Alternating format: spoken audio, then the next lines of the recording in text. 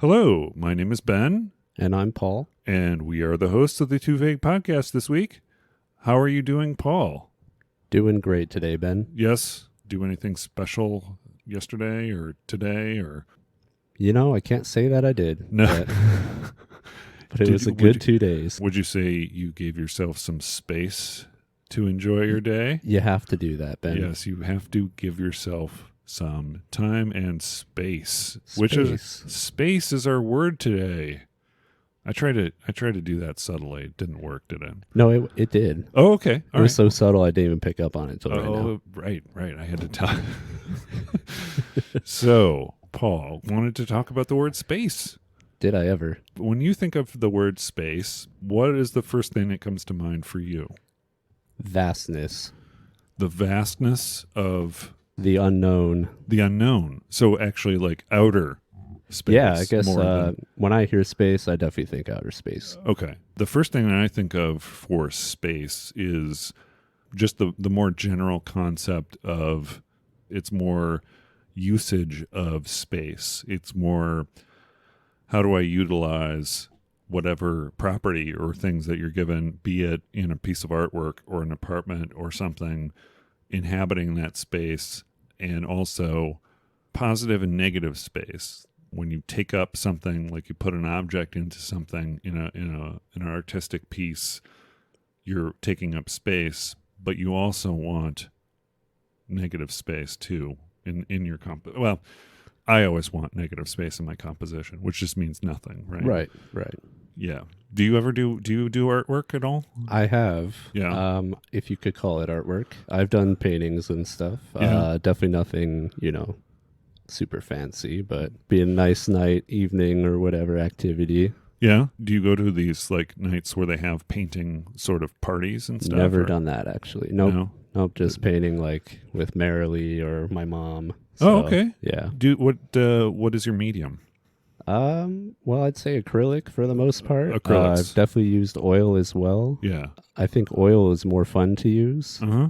But, the whole drying for 3 days or whatever before you can actually pick it up is kind of a drag. Yeah, the drying part is the big problem with the oil paints, and you have to plan things out a little bit differently. And then also you've got your medium, which can change the drying time, and it gets really technical. That's what kind of way I do.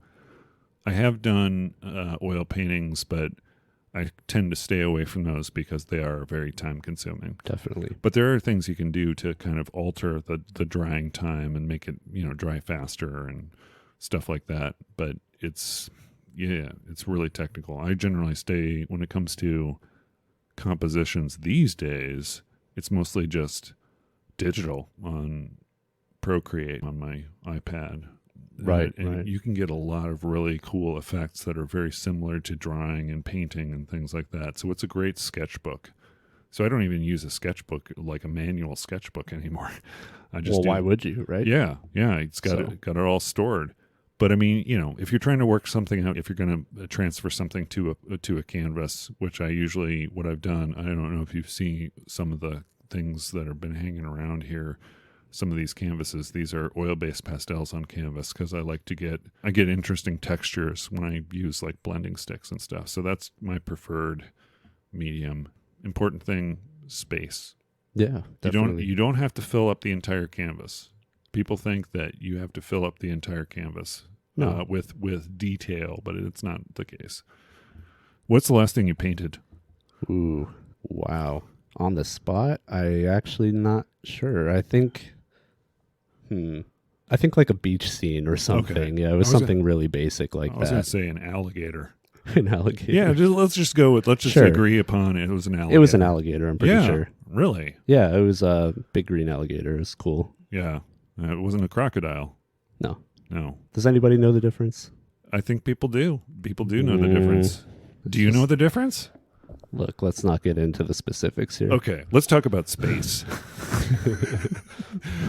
This isn't a debate here. We're not gonna talk about who's tall or who's ins and outs of alligators. Yes, alligators. Let's call them alligators. You say outer space. What is something that? Do you have any stories behind what is fascinating to you about outer space? What is it that kind of makes you interested in that as the vastness of space? Is it an exploration sort of idea? To be honest with you, I'm not even sure. I think there's such a kind of science fiction-y connotation with space. Yeah. To where, with myself and probably a lot of people, there's a little bit of a disconnect that, space is actually up there, Right. or I guess down, because there's not really an up, but there's that interesting factor of it, of what is it exactly? And most people in their day-to-day lives don't really think too much about it, other than like, oh, there's a full moon this week, or, oh, my horoscope says this, or whatever. Right. But it's such a, I don't know, it's such a strange unknown. Is it something that you wish to explore? Like if you Personally, no. No. Okay. Yeah, for me, I think, I'm meant to be right here. Fair play to all the people that leave the atmosphere and go out.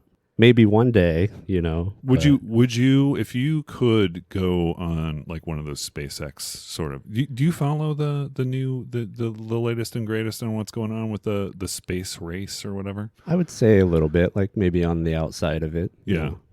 Didn't they have something in the news recently about how space junk is like impacting the moon and things like that? There's something like some sort of piece of Russian space junk that just impacted or is going to impact the moon. I didn't hear about that, but I wouldn't doubt it. Yeah. Yeah. Because that's becoming a problem. There is a lot of stuff up there. That's what I learned for sure. Well, not just stars and galaxies. No, yeah, just a bunch of crap. I mean, yeah, it all has to go somewhere. So if you had a chance to go up in space, you're not paying for it. Not yet. I think, I guess I would be one of the later adopters. Okay. If, there's a nice track record of everything, sure. Right. But I'm not going to be one of the guys that's like, hey, I was one of the first 10,000 in space or something. That's kind of what I thought about. Do you know when you have your folks who signed up for the Mars missions? Right. It's a one-way ticket. You're going to go there and you're going to die, basically, right? Pretty much. But it's going to be for the purpose of exploration and research. I wouldn't want necessarily to do that either. I think as an explorer, if you were into that, that's what the payoff is. There are people out there who want the experience as opposed to, like, oh, that's cool, let's go to space and we can explore. But it's not, it's like, it's a known quantity when you had someone who's gone there. To as much of an extent as it can be a known quantity, right? For sure. I think some people are just wired differently in that way. Yeah. It's the same thing with like scuba divers or cave divers or whatever. Yeah, definitely. I have no, interest myself to be 1,000 feet underwater or something looking at a underwater cave. But some people, that's what they want because it's, it's the unknown. It's the exploration. Right. One difference there is that it's an ecosystem to explore, right? Whereas space, I wouldn't call that an ecosystem. Would you? As far as we know, we don't have any proof of like life interacting through space, so I would say no. Do you believe in aliens? Yeah, I would. Okay. I think the once you do like the statistics of everything, Right. the billions of galaxies and the billions of stars, each having planets, Right. it seems unlikely to be like, yeah, this is the only spot where life formed. And there's, of course, the whole, Fermi paradox. If there's so many planets with life, where are they? Right. We see such a small portion of the sky from Earth. Uh-huh. And, we have no way of knowing what's going on in a Right. galaxy, billions of light years away. If you're on the moon and you're looking at the Earth, you can't even really see that there's evidence of humans. Right. It's not until you're in like low Earth orbit or something. Right, that you can see the actual. Well, I think you can't. I mean, you can see, like as far as the atmosphere, like that kind of evidence, but it's not actual physical evidence that there are people there. It's just like you see clouds of smoke or whatever. Right. So the moon landing wasn't fake. I don't think so. That would be quite the stunt to pull off. Well, and keep everybody on board. I mean, that seems pretty silly given, and there are still people out there who probably believe that it was fake. Oh, definitely. So what do they think about people going into space now and the fact that the Earth is not flat? There are people who believe that the Earth is flat. I don't even know what to say to that, unfortunately. Yeah, to me, I find it. People will believe anything, I guess. think what I think it's funny is that kind of belief was perpetuated by way of the internet. And what does the internet rely upon? It relies upon satellites that rotate around the Earth. Oh, I'm sure there's some So, convoluted explanation. I don't get it. Yeah. But anyway, let's not even go into the flat Earth stuff. Let's talk more about the vastness of space. You say that you've always been interested in it, but it's just been sort of like one of those things you think about more than anything else. Do you keep track of like NASA and all those, like the space program and things like that? A bit, yep. Yeah. Follow like their social accounts and everything, definitely. So do you know anything about the new, there's a new telescope that was launched, the James Webb, yep. Yeah. Do you know anything about that? I know what it looks like. It's like a big honeycomb looking sort it's of like thing. 9 different little like hexagons or something like that. Yeah. What is it supposed to find? As far as I know, it's just supposed to look further into space than anything we have. Okay. Because, of course, we have Hubble. That was the one that was the furthest for a while, or no? Right. Okay. Yeah, I think it launched, what was it, like the late 90s? I don't even know. It might have been earlier than that. I can look it up. I've got it here somewhere. But yeah, continue. But I know the the Webb was supposed to be launched like 3 or 4 years ago, I think, originally, and it kept getting delayed for various reasons. Yeah. So it was just launched December 25th. It looks like. Yeah, I think they said it just unfolded the other day. Yep. Oh yeah. I see the picture of it, and it does look like a honeycomb. Okay, it's intended to succeed the Hubble Space Telescope. So, and it's named after James Webb. Do you know who James E. Webb is? He was, I want to say, a director at NASA or something, like in the... Yes, it looks like he was a undersecretary of State from 1949 to 1952, and he was also the second appointed administrator of NASA from 1961 to 1968. And then with the Hubble telescope, right? That's the other one that was the largest telescope. Do you know about Edwin Hubble? I'm going to be disappointing my astronomy professors, but I don't remember what he's known for now. Okay.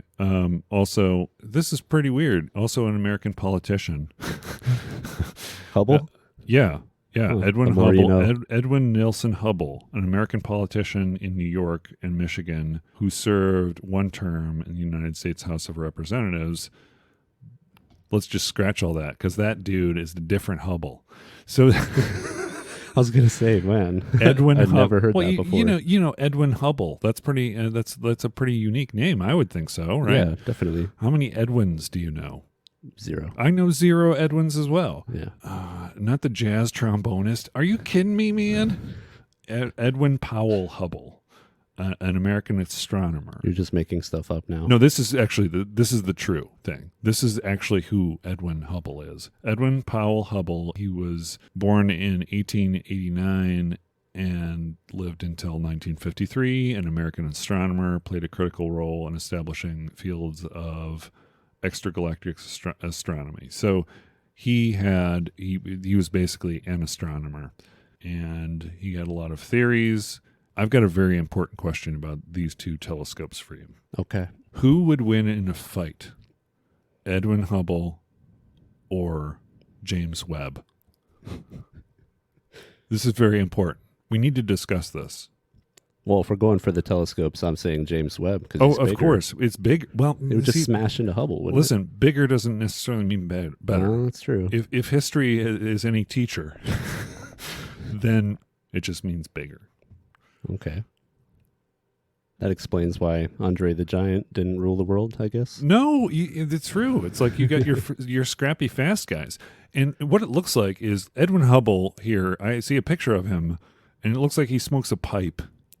So he's probably got poor respiratory function. And this James Webb guy, he looks to be pretty like a big dude. I'm thinking James Webb. I'm thinking James Webb in the second round, maybe. So it's fitting he's the bigger telescope. He's the bigger is what you're telescope. telling me. You have no urge to speculate on which NASA involved astronomer would win in a fight. Okay, fine. Do you have a telescope yourself? No, I don't. Have you ever wanted a telescope? Yeah, I mean, it's definitely something on the horizon, so to speak. I see what you did there. Those can be pretty expensive, right? Oh, definitely. Do you like looking at the stars in general? I mean, is it something that's enjoyable for you to just look at stars? Oh, definitely, yeah. I mean, just going out and staring up at the night sky for a little bit, watching the twinkle, or seeing the little changes in colors or whatever. Right, It's always interesting, definitely. Yeah, I like watching the twinkle. I enjoy the twinkle, Ben. Yeah, I think that's what I'm going to say now. From now on, it's like stars. I enjoy watching the twinkle. With space, do you have any other memories of things that you did involving space, stories? Because I remember this is one thing we used to go to the Adler Planetarium, a museum in Chicago that's built towards the end of a pier. It's basically a larger version of the one that they have at the University of Arizona, which is Flandreau. Yeah. You said you took a class there? Oh yeah, that was incredible. Did you actually use did they actually do the projecting of things? They did, yeah. Pretty much. So I met with that class twice a week, and it was every week we would do at least one day, where even if it was for 20 minutes or whatever, where they would show everything up on the planetarium on the projection. And what would you talk about? Would you talk about just the planetary, the alignment, the constellations, a little bit of everything? What was it kind of like watching? Did you ever watch Cosmos? The Cosmos shows, either one, the one with, I've watched the newer one with Neil. Yeah, Neil deGrasse Tyson. He seems kind of full of himself sometimes. I wasn't going to say anything. I'm not going to make it. I'm not making it. Maybe I'm sure he's a wonderful dude, very smart, but he just kind of seems apparently likes to kiss himself on the lips in the mirror. Have you ever seen that? No. Somebody went through his tweets, and he has 10 or 12 tweets where he's talking about if you try to kiss yourself in the mirror, you can only kiss yourself on the lips. Oh yeah. It's some great shower thought he came up with. And right. And it just keeps reoccurring to him every few years. Yeah, he just forgets that he thought of it. He's funny. I need to share this with the world again. I think it also shows a lot about him as well. That he's even trying to do this in the first place. Yeah. But it's Cosmos. When you go to a class that's on astronomy, I think I went to a couple of classes and I had to drop it for focusing on something else. So I don't think I completed the astronomy course. Is it something that you talk about the formation of things? Is it or is it stars? What was the class to you and what was it about? So it was very surface level astronomy. We didn't go in too much into the math of why things are happening or anything. It was more of the general ideas, and one that stuck out to me, and that we kind of talked about a little already, was what we can actually see in the night sky, right? And how small that is compared to even just our own galaxy, let alone the rest of the universe. We have all these constellations that people for thousands of years have looked up at and made note of in one way or another. Once you get to a certain level, which isn't even that far away from Earth, they completely distort, and it's not even recognizable at all. Right. Which I always thought was interesting, because you have people that will kind of base their lives around astrology and everything. Okay. Do you have any strong thoughts on that? So I will say it's not for me, really. Okay. For the same kind of idea, these are all places that are very far away. Right. And they only form pictures, so to speak, because of our position. Right. It's not like they're actually you connect this star to this star and to that one or whatever. Yeah. So I always thought it was a little silly in that regard. To each their own, I guess. Nobody really knows, I guess, what's happening. So to me, it kind of makes sense because the moon affects the tides, and they're so it would stand to reason that other bodies and things might affect things. Anything rotating around our sun and a part of the gravity and all that stuff, all those things could have an impact. My sticking point with astrology has always been, how do you collect the data? Right. So how do you collect all that personal data about someone who's born under this sign and has this thing, and people who are this day, they act in these ways? There's no way to actually, back when this was developed, there was no way to actually measure that stuff. We could do it now. We could start now.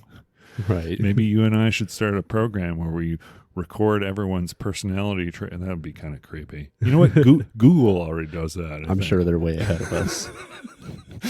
They could probably tell us if we're right or not. Yeah, exactly. They're probably marketing to us based on astrology. Yeah. I think that's probably their big secret. Anyway, no, but I mean, that was always the thing, is like, how do you get the data? Exactly. But yeah. I mean, it makes sense to me from people are always looking for explanations about why things are.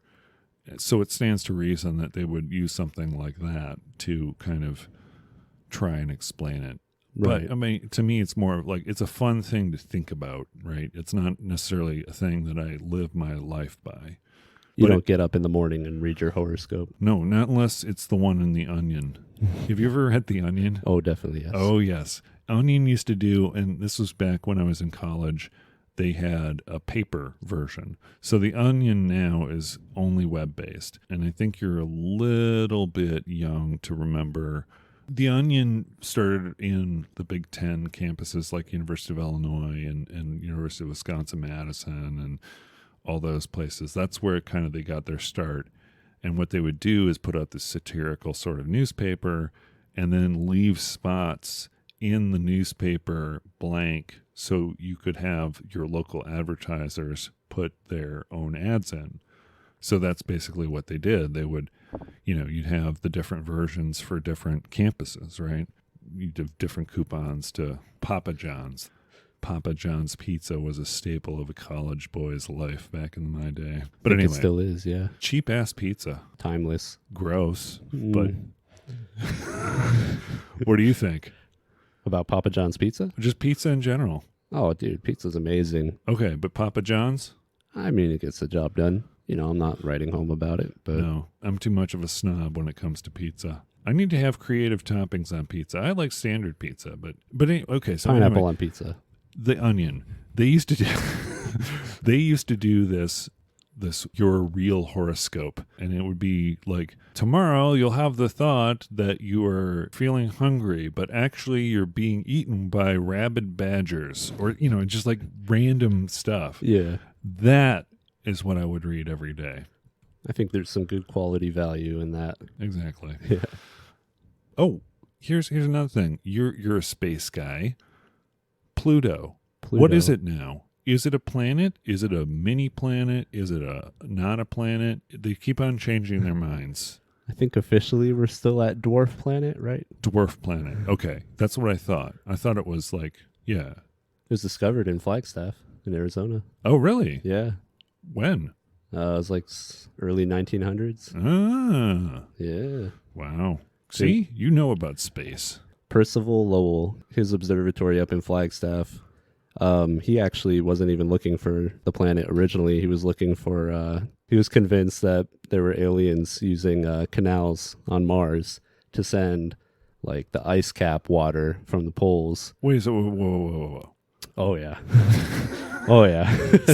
Seriously? Yeah, seriously. So he actually thought, and a lot of people started convincing themselves of this at the time, that there was actually aliens on Mars and that they were using canals to pipe like the frozen ice or whatever on the polar caps to the like more, I guess, equatorial regions.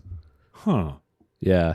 Okay. And it started to become like kind of an embarrassment for them because they were being proven wrong.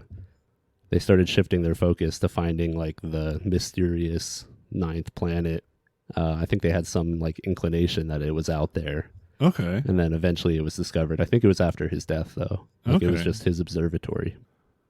Okay, yeah. He founded the Lowell Observatory in Flagstaff, Arizona, and formed the beginning of the effort that led to the discovery of Pluto 14 years after his death.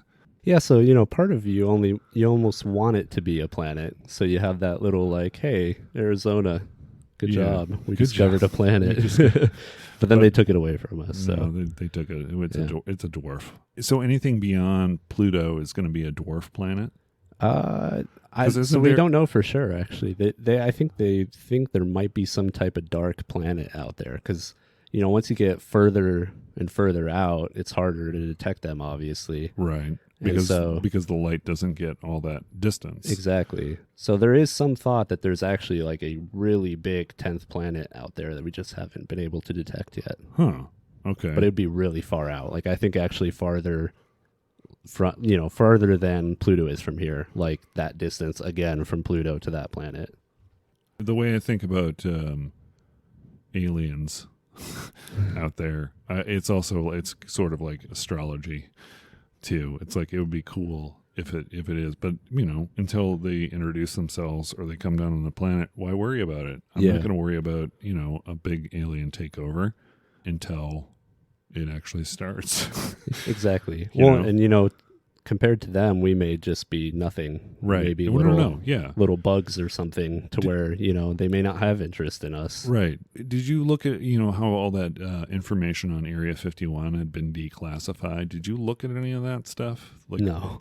What if we get a whole bunch of random people to just show up and rush it? Surely nobody's ever thought of that before. Oh, yeah. And then it doesn't happen.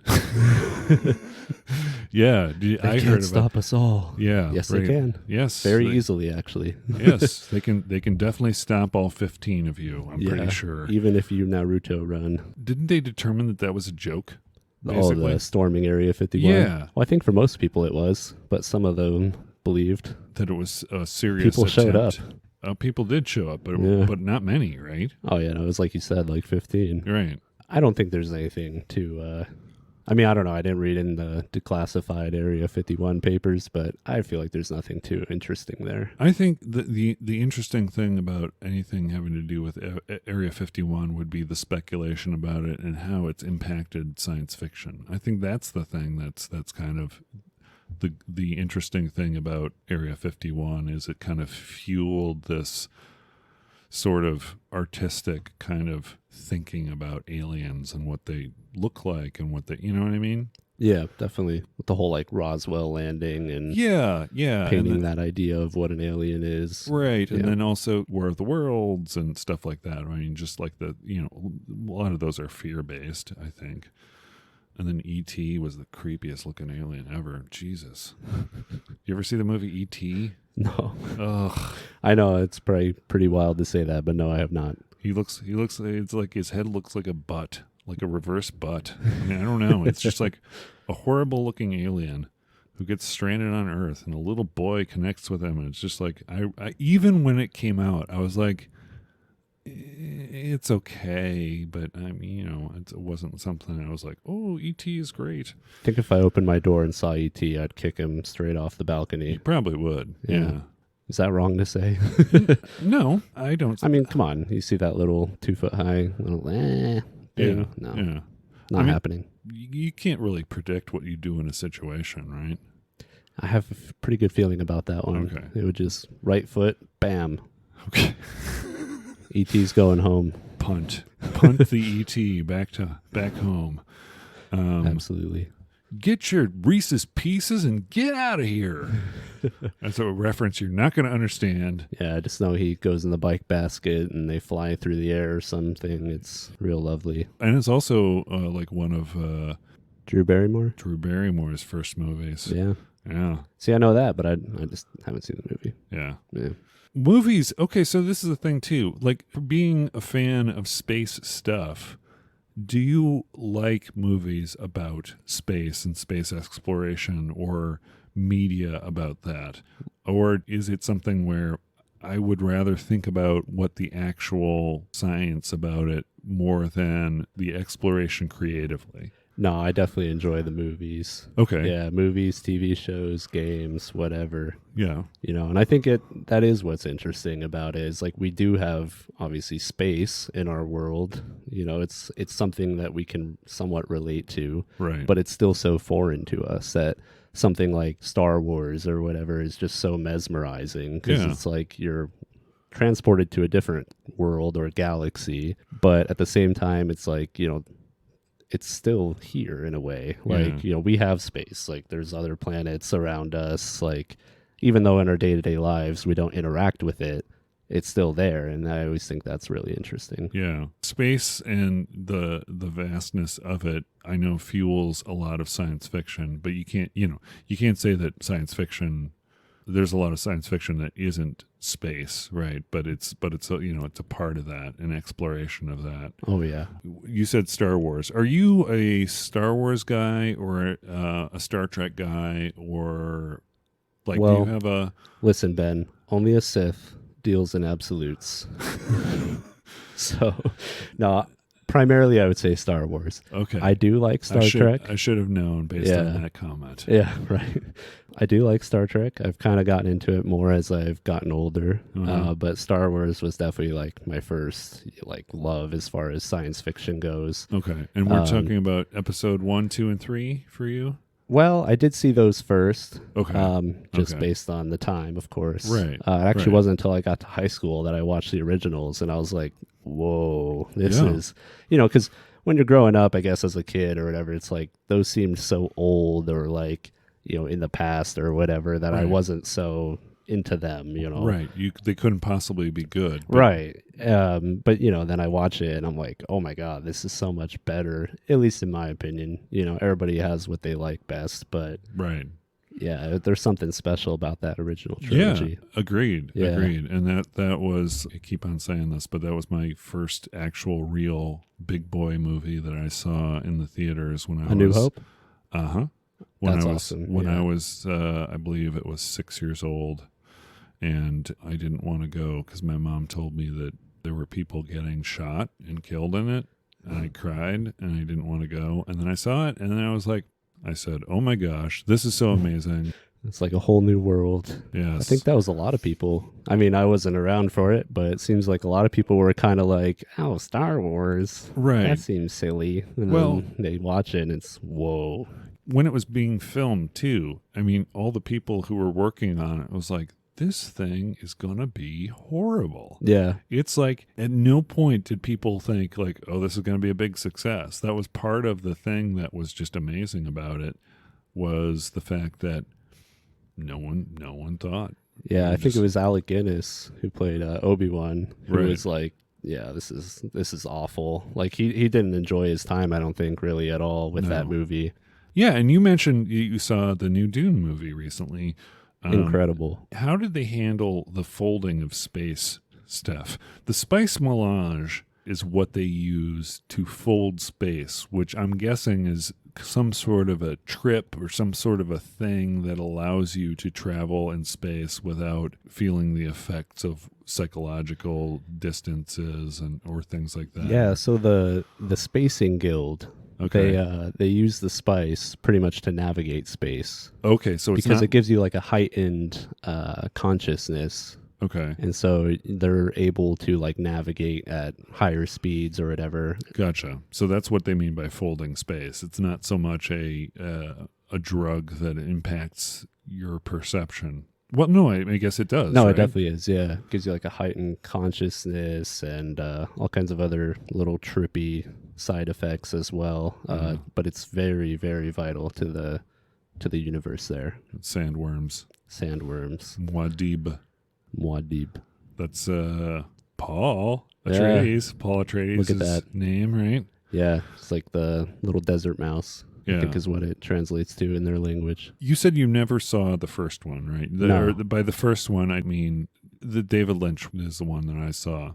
And at that age when it came out, the book itself was a little too dense for me, but I was sort of introduced to the universe as a part of the David Lynch movie, and then got into the background and all the different, like, the history of the different factions and things through video games, through a couple of games that came out that were Dune themed, one of which was Dune 2, which was a strategy game, kind of like Command and Conquer, where you had to basically fight and defend territory and take over territory from a rival faction or whatever. Really great game for back when it came out, back in the 90s. But anyway, Dune, interesting world. So you said see the movie. Acting choices, were there any eyebrow raising? Because wasn't Bautista or what? Oh yeah, Bethesda. Yeah. Yeah. Is he okay? No, he fits his role, I think. He's supposed to be a brutish, kind of monstrous, airhead like kind of. Enforcer. Exactly. Sort of, yeah. Who is cast as Gurney Halleck? Josh Brolin. Okay. That's an interesting choice. Because in the David Lynch movie, it was Patrick Stewart. I will say his role wasn't as big in this movie. I don't know if they have more planned for him, if they end up doing the sequel or what. Do you want a sequel? Oh, yeah. I really enjoyed their take on it.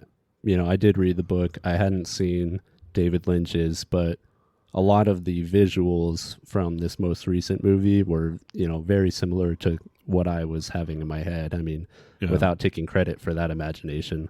I just think they did a really good job putting, paper to screen. The worm, did they look, what did they look like in this? You know what? Don't tell me. That's You're going to have to see it, Ben. Yeah. I heard that Sting's character in the movie doesn't exist. I'm not sure. I don't know what he played, if he was like Fade Rotha or whoever you say his name. Yeah, is that it? I thought it was Fade. Here, let me look it up. Because there are a couple characters that didn't show up in this one that should show up in the next one, presuming that they actually get it done. Okay. Because this was kind of like the first 40 to 50%, I'd say, of the book was this movie. Okay. They kind of split it up. And doesn't at some point Paul Atreides turn into a worm? He doesn't. No, it's actually one of his, I think it's his son. Yeah, that's like, I think the third or fourth book. Spoilers. Listen, these books have been around forever. If we're spoiling it by telling you that piece of, that's... Yeah. it sounds wacky, but once you're reading it, it kind of works. Yeah. Yeah. Let's see. Sting. Oh, okay. So, yeah. Fade. F-E-Y-D. Fade Rathwa. Fade Ratha. So he wasn't in the movie, but he's going to be in the movie? Right, yeah. Okay. He's like the heir to the Harkonnen throne. Yeah. Yeah. Harkonnen. Is that how they pronounce it? I think so, yeah. I pronounce it Harkonnen. I think people do both ways. I think in the movie they went with Harkonnen, but Harkonnen is always how I read it, so it's kind of hard for me to overwrite it in my mind. Yeah. It's like you're putting the emphasis on the wrong syllable to show your intelligence, so people think you're suave and deboner. Yeah. Whatever you just said. Let's go with that. One thing that I remember, when I'm thinking a space movie, I don't even think about it really being a space movie. One of my favorite space movies that's kind of a sort of a deep cut was a movie that Sean Connery did called Outland. And the movie Outland was about... It was very much a Western. It didn't get a lot of clout, or as far as, people enjoying it at the box office. But for some reason, it really connected to me. And it was like this guy who is a marshal on a space station where it's a Martian space station mining operation. And the guy who runs the mining operation is basically let some shady stuff go on, and he tries to bribe the marshals and say, just look the other way when these drugs come in. And then there starts being a series of what they think are suicides. Well, they are suicides, but they're driven by this drug that is out there that's kind of like to make people be able to stay up all night and do their jobs or whatever, right? Oh, okay. A part of the Sean Connery's Marshall character, his development is that he sort of develops a conscience, and he decides that he's going to basically buck the system and just basically find out the source of all this stuff and take this guy who's the leader down, who's been threatened him and stuff. And it's it's just like a Western in a mining colony in space. Do you think about any other space movies other than just Star Wars? Just Star Wars. That's it, man. Seriously? Star Wars all the time. No, I'm just kidding. No, I mean, there's all kinds. There's so many. 2001: A Space Odyssey. Oh, gosh. The first time I watched that, I mean, it took a little bit. I'm not gonna lie. Like all the monkey scene at the beginning, I didn't really care for. Then I read the book because Arthur C. Clarke and Stanley Kubrick actually did both at the same time. It wasn't like one was based on the other. Right. I read the book, which is a little bit different, but that gave me like I guess more understanding of what he was going for in the beginning. And then when I watched it again, I was like, oh, this is way ahead of its time and so cool. And, it became a movie I'd watch like almost yearly. Yeah. I haven't watched it actually in a couple of years now, but critics and stuff didn't understand it. The populace didn't understand it, but the hippies and the people who did the smoking of the reefer. The reefer. People who did, it was basically a very trippy sort of movie. And I remember seeing it as a young boy and not understanding it or not really enjoying it because it was very slow. The pace was, it's kind of like the pace was slow, and to me there was no payoff. Even the whole thing where you find out what this thing is and why Hal, who was built in Urbana-Champaign, Illinois, which is where I went to college. Oh. Yeah, it's one of those movies that's not for everyone, and I still don't get it. I try and watch it, and it's just kind of like it just doesn't. I understand where they're going. I just don't think it's executed properly. Okay, but that's me. Yeah, no, for sure. And I mean, it didn't click for me at all at first. It was one of those things where it's like once I read the book and started to get more of a feel of like I guess the overall story and the characters and how it became really interesting for sure. What about stuff that's more based in fantasy, like your Alien movie that has the tagline? Because that's another thing I think of is in space, no one can hear you scream as the tagline. Yeah. Do you think that there's value in those types of sci-fi space movies? Oh, I mean, entertainment value, definitely. Yeah. And I mean, that's timeless. They're still trying to make new Alien type movies or spin-offs or Prometheus, whatever. Yeah. Ridley Scott. Yeah. Right. Did you know that Ridley Scott directed the 1984, that iconic Apple 1984 commercial? That was directed by Ridley Scott. I didn't know that actually, with the sledgehammer and everything, right? This is like right around the time he was being hailed as a brilliant man for like Blade Runner and all these other movies. But yeah, even Blade Runner has like space elements to it. You don't really see it, but it's talked about. Like it's talked about, going off world and everything. But and the impacts of that space, the space exploration. I think one of the more interesting movie concepts is the exploration of space, and I don't know how many exploration of space movies there are beyond your Star Trek. That it's Star Trek is now more about the stories and less about the exploration, right? For sure. You said you were okay with that with Star Trek. Yeah, I like Star Trek for sure. Which was your? I mean, everyone has a generation of their Star Trek. The Next Generation is the one I've seen the most of. Okay. Definitely. Okay. Yeah. Patrick Stewart. Yep. Yeah. When I went to college was when that was just starting, and it started getting popular, and we would watch it on our college floor. That and The Simpsons were the big shows that we watched. I think movie and television shows with that, there's The Expanse, which is kind of an interesting sort of television show on Amazon Prime. Did you watch any of the... I haven't seen The Expanse, but everything I've heard has been really good about The Expanse. It's just an interesting sort of story about... I think if you haven't seen it, I think you would enjoy it because it feels like it's got Dune-like factions that are kind of squaring off against each other. You've got an Earth Federation. You've got a group of people that are on a mining planet that are born there that are fighting for something. And you've got another sort of counter kind of faction, for the lack of a better word. And it gets really complex. And there's a lot of kind of interesting, trippy, so to speak, things that go on with, people being transformed and stuff. But it's a book too, right? Or is it based on a book, or is it an original series? I thought it was an original series. I can't remember. Yeah, I want to say there's a book, but I could be thinking of something else. Let me look it up. based on a series of novels of the same name by James S.A. Corey. So The Expanse is based on a series of novels. And I think James S.A. Corey is actually two people, if I remember that right. Yeah, I think it's like a pen name. James S.A. Corey is two people who are James S. and A. Corey. Oh, how about that? Is that what you mean? Oh, I don't know. I thought you were reading that off of the internet. Oh, no. No, but I think, that's like a pen name for two guys that work on the book. You are correct. Ooh, yes. Look at that. Frank and Abraham. The pen name used for collaborators Daniel Abraham and Ty Frank. Interesting. Very interesting. Wow. See, you know your stuff about space and space books. All right.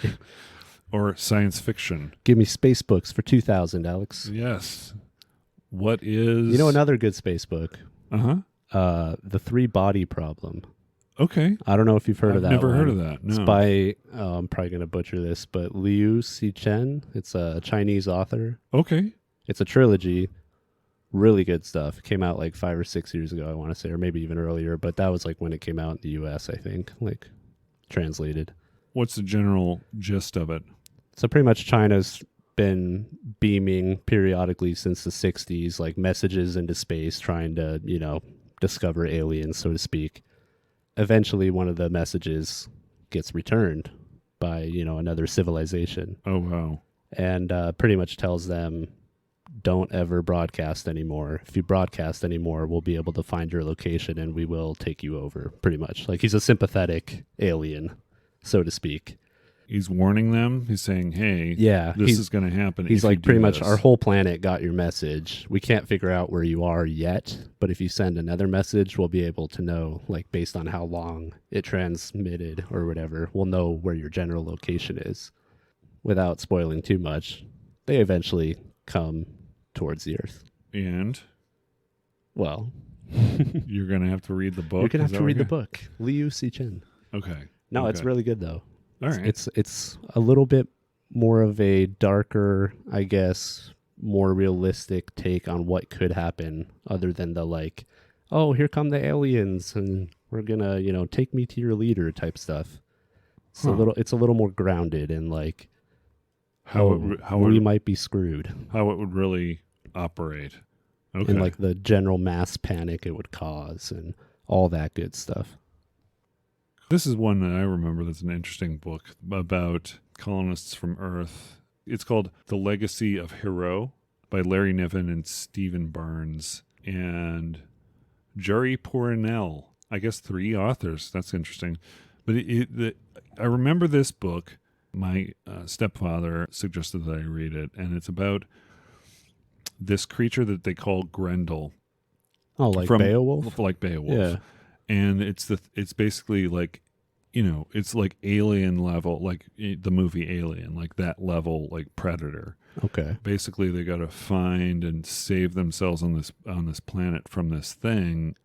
They make a set of assumptions about the biology of this planet that are false assumptions that kind of creates a more problematic situation for them in that environment, because they don't understand the ecology. Okay. So as far as, it's a little preachy, I guess, but it's an interesting story because it's once they get to a planet, what do you do, right? Once you get somewhere, once you've traveled through space and you land somewhere, what happens? Mm-hmm. And that is important. If we're going to travel this vast distance, you better have a plan. Oh, yeah. Right? Several plans, probably. A good plan includes contingencies. In my definition of a plan, contingencies are included. Fair play. Definitely. And one last thing before we headed into video games really quick, we mentioned Dune as one of your favorite movies of the 20s. Yeah, whatever we're at these days. Right. The 20s. The 20s. The roaring 20s. Oh, yes. Not the 1900s roaring 20s. The new roaring 20s. The meh 20s. The meh 20s. We talked about this off the air. Jodorowsky's Dune. It's a documentary about Alejandro Jodorowsky and his unsuccessful attempt to make a Dune movie in the mid-70s. If you're a Dune fan of the books and the movies, you should definitely check out this documentary because it's very interesting and very eye-opening, and just all the different design that was done by Geiger, like who designed the alien. So interesting, just how it was just kind of like this thing that was, he was a visionary before his time, and just the technology and the know-how and how to do it just wasn't there, so it never got made. The David Lynch version got made because the rights to make the movie lapsed. So it got like stuck in studio hell. Right, exactly. But it was a very ambitious looking project. One thing, we talked about Star Wars and Star Trek. Did you ever watch The Orville? The Orville? Yes. Oh, that's with Seth MacFarlane, right? Seth MacFarlane's sort of love letter to Star Trek. Yeah, no, I haven't seen that. Okay. It was on the Fox network and it got canceled, but it got picked up by Hulu. And so it is going to be coming out. I just saw an announcement. June 2nd is when the new next generation, they're changing the name, the Orville, the new whatever. As far as someone paying respects to something that they found joy in as a younger person, I think it does a very good job. If you're expecting his kind of Family Guy sort of comedy, that's not what you're going to get. You're going to get some odd situations that are driven by his mind, right? Like as far as comedy is concerned, but more like his movies and less controversial and more just, just normal human interactions. Very much, like I said, like the Next Generation did, where they made the characters seem more human and have more background than the first version of the series that seemed kind of over the top and overacted and not, sure. You should definitely check out The Orville before the new version of it comes out. I just watched the Orville trailer. June 2nd, Orville New Horizons. My concern about it being on Hulu is that it's going to change the comedic sort of timing and the sort of tone, because now he'll be able to do whatever the hell he wants, right? He's going to have more freedom. So he can do some of the crazy, wacky, zany shit that he does, It could go either way. It could go either way. We could see some really imaginative stuff. We could see Peter Griffin in space. Yeah, I hope we don't see Peter Griffin. Hey, Lois. Yes. I'm in space. Yeah. You do impressions, too. That's world class. Yeah, no, that's great. He's built so far a really interesting sort. I mean, you can look at the different characters and say, oh, that's a Klingon, and oh, that's a this, and that's a that. But they're not, right? It's different enough. It's different enough, right? Yeah. It's his own universe, but they're definitely based on, you've got a synthetic life form, and you've got this thing and that thing, but they all have their own sort of back history. The other thing, too, is there's this blob, the gelatinous blob that was played by Norm Macdonald. So Norm Macdonald's no longer with the series. I hope they maintain the same balance, because it was just such a wonderful breath of fresh air for me personally, like someone who obviously loved and was impacted by Star Trek The Next Generation, writing sort of a love letter to that. There's also an interesting dynamic between Ed Mercer, who's the captain, and his commander. They used to be married, and then she cheated on him, and he was all torn up. Finally got his own ship, but she is now his commander. So there's a lot of, they know each other, but they're just trying to feel out how to interact with each other too. So there's like a little bit of interesting drama there. Sounds spicy. A little bit. It's a little off color. So let's talk about space games. Yeah. So when you think about space games, we mentioned, you talked about earlier, Star Wars Squadrons. Yes. You said you played that in virtual reality. Did you also play it in regular mode, or did you only play it in virtual reality? I did do the regular once or twice. Yeah. Okay. Did you play through both the Rebels and the Alliance? Yeah, actually, I didn't even finish the game because unfortunately the PS4 was on its way out at that point. Oh, But okay. it oscillates between the two, so you Right, get to do right. both, like every other mission. I think it is. So. Yeah, and it's got like a story mode for each one of those Yeah. factions. Yeah, you actually like create a character for each of them. Yeah. And you can like make them however you want or whatever. But I did buy it. I didn't play too much of it because it wasn't. I mean, flight and combat, space combat simulators are one of those things where it can be fun, but it's not. It's not what drives me. I mean, even back in the days of X-wing versus TIE fighter, back in the early, like the early 90s, when that stuff was coming out from LucasArts, it was cool to play, but still the best game that I ever played that felt like a space game in the Star Wars genre was the Star Wars arcade game, which I showed to you. yeah. For 1984 technology, it was just amazing what they did with it. Oh yeah.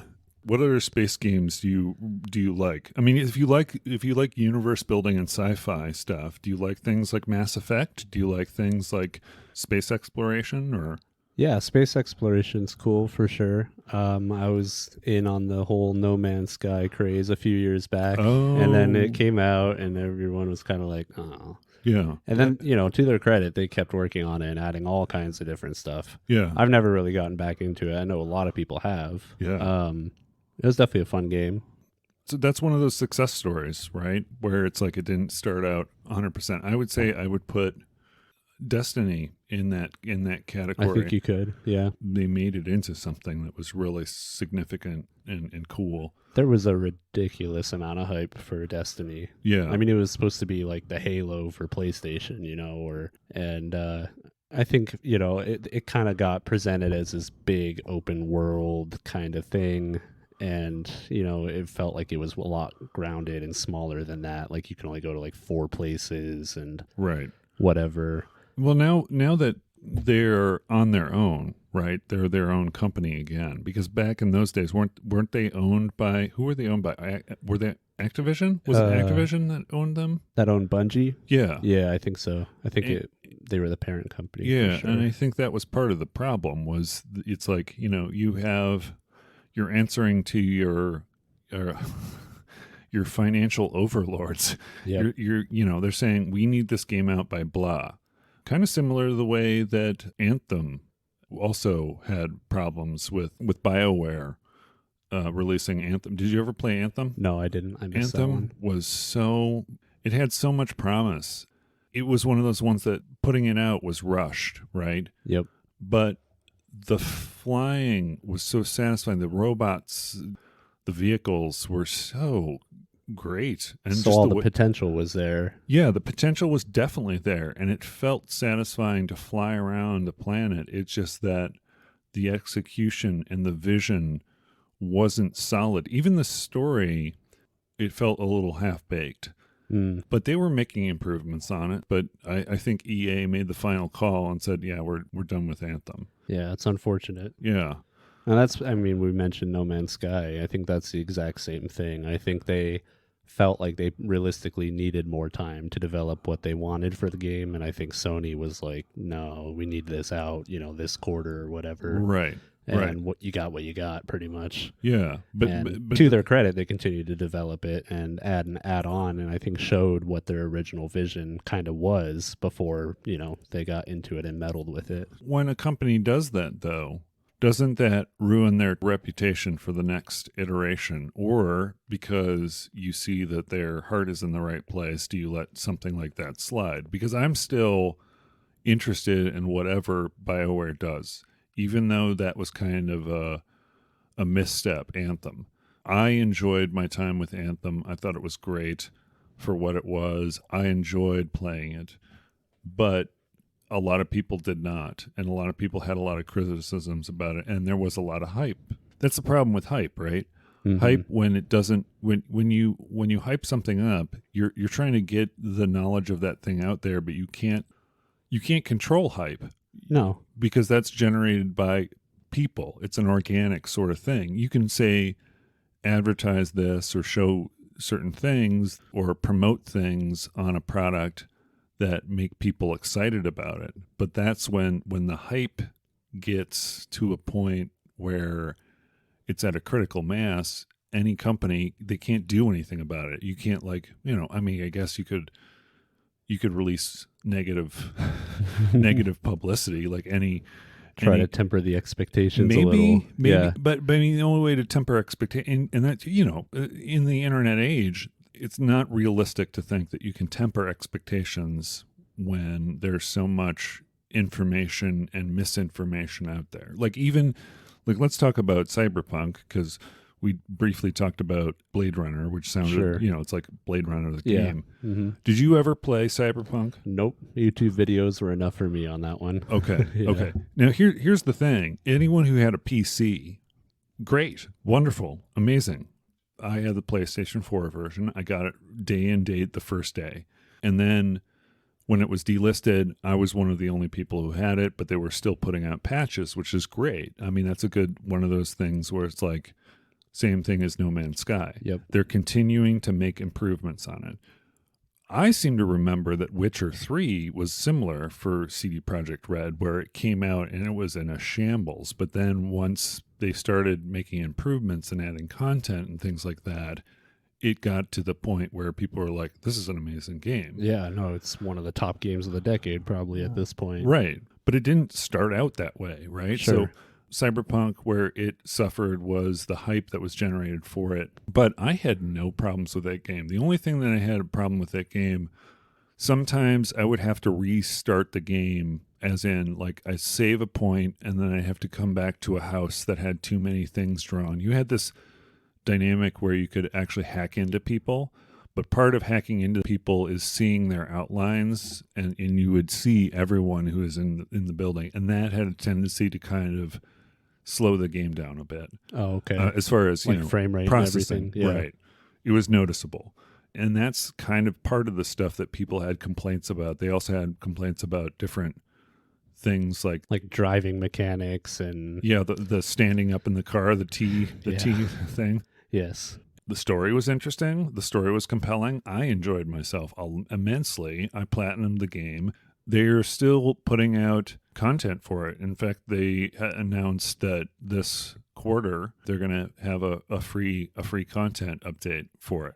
And I'll admit, I was very excited for that game. I played The Witcher all the way through, and I loved that game. Yeah. And I actually still want to, go back and play it through again sometime. So I was very excited for Cyberpunk, and it was right around the same time when I was getting a gaming PC too. So I was like, "Oh, this is gonna be great," and it probably would have been on the PC. But oh yeah, I got to admit though, that was after the release. So once I saw the release and all the issues that it had, especially on the consoles, it did drive me away. And I eventually I might go to it. I would say pick it up if you got it, if it's on sale. You can probably pick it up now and be good to go. And that's the other thing, too. When something doesn't meet expectations, it becomes something that's under a microscope. Then you start pulling things into okay, crunch time, that's the problem, or harassment in the workplace, or people not being paid, or these people get bonuses, or the development this, or, you know what I mean? Other people, they start digging for things that are not related to the game. Sure. Because they're problems. And maybe they're trying to find out the causes of those problems. I don't know. It's a sticky wicket. Yeah, it's a bit of a slippery slope for companies, I think. Yeah. Once they put out a dud, it takes a bit to come back from that. And here's the thing, too. Look at the sales on Cyberpunk. Pretty amazing. Not what they were expecting, but still, considering it was a game that people said is a piece of garbage on the older systems, they sold a lot. I would definitely recommend it, especially if you have a high-end PC now. High-ish. High-ish. Not $4,000, Yeah. Are there any other space games that you play that are do you like space combat? Do you like, when you think of space games, do you think of space combat games, or do you think of games that are set in space and have exploration and alien life and different races of aliens and things like that? I think it would be the latter for me. Oh, okay. Space combat has its place, and we talked about Star Wars squadrons, but In that same sense, it does get a little, I guess, old if you're just kind of flying around and, doing space battles. It's fun for a bit, but, I like to have a little bit more, I guess, depth or, Right. Going to the different worlds. Like, I think we talked off air about Elite Dangerous as well. Oh, yeah. Elite. And I don't, correct me if I'm wrong, but I don't think there's any actual, like, planet exploration in that. I think it's all on the spaceships itself. So I was told by someone who was one of the founders that was something that they were adding, but I don't know where they're at with it. That you would be able to go down to the planet. I still think it's focused on finding the planets, but not actually going to the planets. Sure. Did you ever play Elite? No, I have not played. Okay. And the reason you wanted to do the No Man's Sky is because of what the procedurally generated stuff seemed. Yeah, that seemed real exciting, especially at the time, this idea of, actual exploration, I mean, these aren't designed worlds. It's all kind of random. Who knows what kind of weird things you'll run into or whatever. And I think that does capture, like, the essence of exploration more than, going to a place where, I don't know, it might have been created intentionally or whatever. I guess it could go either way, because obviously if a developer is intentionally creating something, they can always hide stuff or whatever for you to find. Right. But there was, that kind of allure of, like, this is really actually random and, unknown or whatever. The vastness of it really felt like space in that regard. And I think Elite Dangerous was always something I wanted to play. For a while, I don't think it was available on PlayStation. Okay. It did eventually come over to PS4. At that point, I think I was making the move over to PC anyway. But, right. I think it would definitely be on my list too at this point, add it to the never-ending list of things to check out. The backlog, as people call it, Yep. Yeah, I mean, I think it's since I'm a story-based guy, I like the Mass Effect kind of thing. I like that. What's the next one that's coming out? Oh, isn't it Bethesda has Starfield, right? Oh, I don't think I've heard of Starfield. Oh, Starfield's been in the works for a while. That's going to be like the next big sort of Skyrim, but space kind of thing. Well, that sounds pretty sweet to me. Yeah. Action role-playing game developed by Bethesda Studios, announced during the E3 press conference in 2018. They're still working on it. Now that Bethesda is owned by Microsoft. Originally, it was going to come out for both systems. It was going to be on the PlayStation, but I think they recently said that it's not. Oh, okay, like an Xbox exclusive. Or yeah, and that's fine. Well, Bethesda, or I don't even know if I said that right, but they kind of are coming off of a dud too. With what was it, Fallout 76? Wasn't that their latest? Or have they had any others? I don't even know. If you include under the Bethesda umbrella the other, isn't Bethesda composed of other companies underneath that, right? Like you make that make like Doom, like the new Doom games or the new, I don't know. Yeah, Starfield looks like planetary exploration, sort of story based, described as wholly new next-generation experience with entirely new space-themed world. Will be the first new intellectual property developed by Bethesda in over 25 years. Oh my gosh. Wow. I don't know how I didn't hear about this. But Starfield is set in an area of that extends outward from the solar system for approximately 50 light years, called the Settled Systems. In the year 2310, there is, of course, a war going on, a colony war, and it takes place 20 years after the events of the colony war. So it's going to be kind of like, it looks like, a Skyrim in space is basically what it seems like it's going to be. There's apparently, it says here, 11/11/22 is when it's going to be released. Ooh, well, it's definitely on the radar. It's definitely going to be, looks like Windows and Xbox Series X. So initially they said it was going to be PlayStation, no more. What do you think about that as far as intellectual properties between companies and the move that seems like Microsoft is grabbing up these companies? I mean, I think it's unfortunate. I guess in a way it seems like a necessary evil, just in the sense that they have so much money and they're going to try and do whatever they can to get the edge over the other, console, I guess. But I think, for gamers, it's definitely a downside. I mean, it sucks having to try and plan out what console you're trying to get just based on what games are available for it. I mean, that sounds like something from, a long time ago, like Atari or something. Right. Feels like we should be in the age of like every game is available on that, for whatever you have. Yeah, and that was sort of what they were saying initially. Microsoft said, well, we're not going to limit gamers. They said all these things, and now it's like Starfield is only going to be on the Xbox. And it's like, well, that's kind of counter to exactly what you said. Yeah.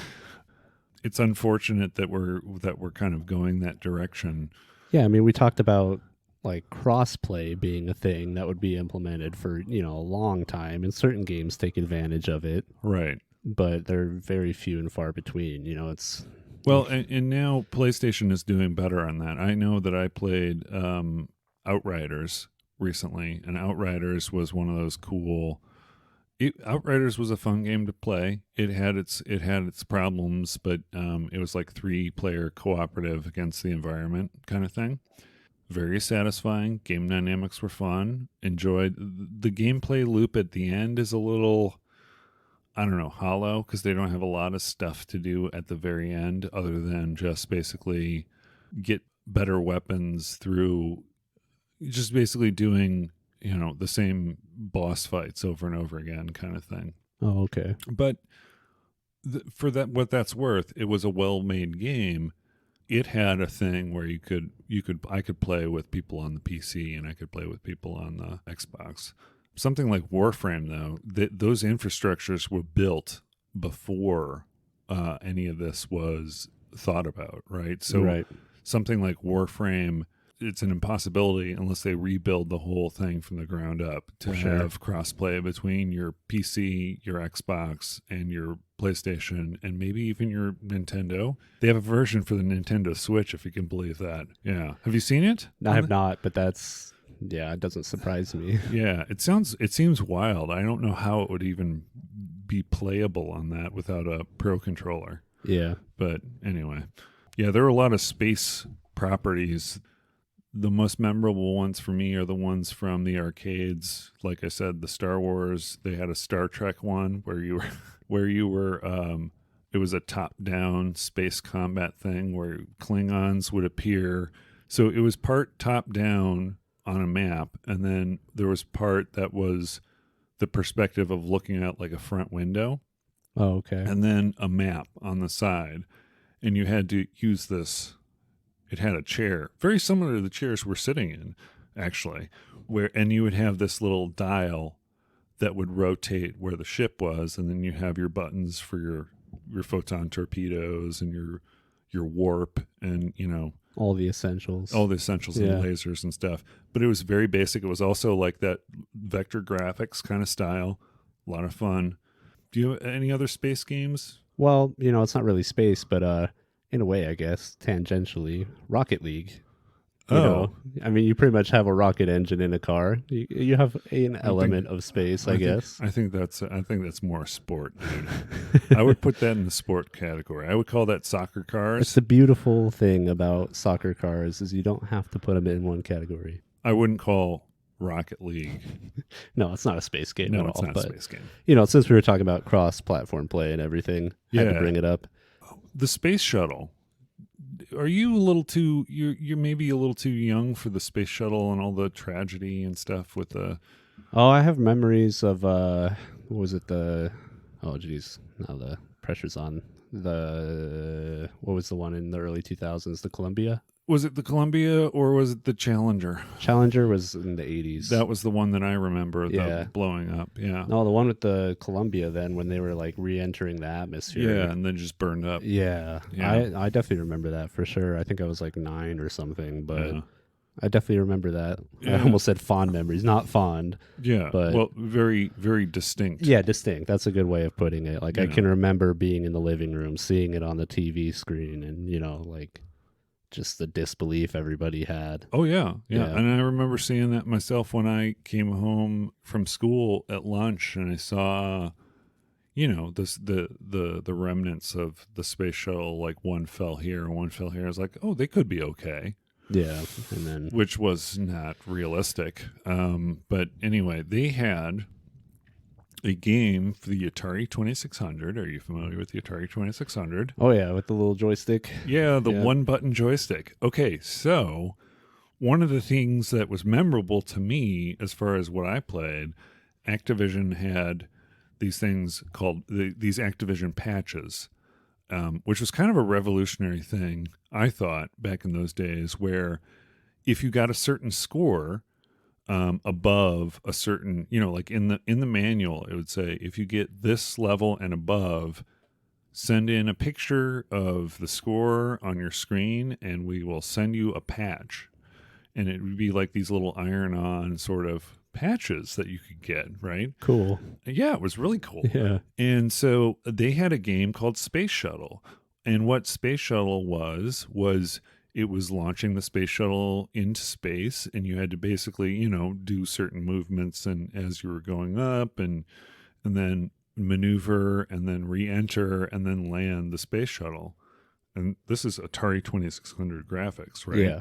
So you're thinking, well, how do you do that with just one button and one joystick, right? Well, here's what they did. What they ended up doing was they had this little overlay for all the switches that you had for different things. And they used the switches to do things like raise the landing gear, lower the landing gear, do the things like that. So you had to have really good timing to get it done. But if you landed the space shuttle on the low, medium, or high level, you got an Activision patch for doing that. And I remember landing the space shuttle and feeling like, after I kept on crashing and burning or whatever. Putting on the aviator glasses and walking off into the sunset. Yeah. Yeah. Well, not really that. Not like the right stuff kind of thing. No, it was an enjoyable thing that I remember from my childhood even though it was on the Atari 2600, it was a simulator that was kind of very unique for the times. Do you remember the movie Ferris Bueller's Day Off? Of course. They had a scene where Ferris Bueller and his buddies went to a Chicago radio station, WLS, and was on the radio station and said he was going to be the first teenager in space. And that little sequence was removed because at the time, that's when the space shuttle, the Challenger. Yeah. So that's when that happened. That's a little tidbit of information, but they had something where I was going to say I didn't remember that. No, but yeah, that makes sense. Just wasn't in there because of that. Well, on that note, you want to close out the show with some sort of spacely wisdom? Oh my gosh, spacely sprockets. We forgot about the Jetsons. The Jetsons. You remember the Jetsons? Yeah, of course. I would watch them on Boomerang. Oh, okay. You did or as I like to call them, the Flintstones in space. Oh yeah, that's pretty much what it was. Do you think we're ever going to have floating cars? Who knows? Who knows? I mean, we were supposed to have them like 20 years ago, I think. Really? we don't even have hoverboards. Yeah. I mean, come on, man. Well, they have wheels on them. They don't hover though. Well, right. They're right. like glidey boards. It's rolling. It's like a skateboard turned sideways, pretty much. That kind of reminds me of what I like to confuse people by calling my shirts torso pants. So it's like, hey, check out my pair of torso pants. Yeah, look at this. Isn't that great? Yeah. And I feel like, what? No, it's a pair of torso pants. Anyway. So let's just wrap up the show by saying space, it's vast. Explore it, right? Yeah. All right. Space, the final frontier. These are the voyages of the Too Vague podcast. Its continuing mission to bore you to death. So thank you very much, Paul, for joining me on the podcast. We could probably go on for another day or two. Oh, just easily. talking about space. Easily. riffing on space. But thank you so much for joining us this week. Yeah, thanks for having me. Yeah. It's been a lot of fun. Excellent. Yeah, and we want you back. Oh, I'll be at here. some point. We'll figure out another word. Yes. Because that was a lot of fun. So maybe simulators, maybe tanks. Who knows? Stay tuned. Thank you for joining us here on the Too Vague podcast. My name is Ben. And I'm Paul. And we've been your hosts. Have a great night. Bye. Bye.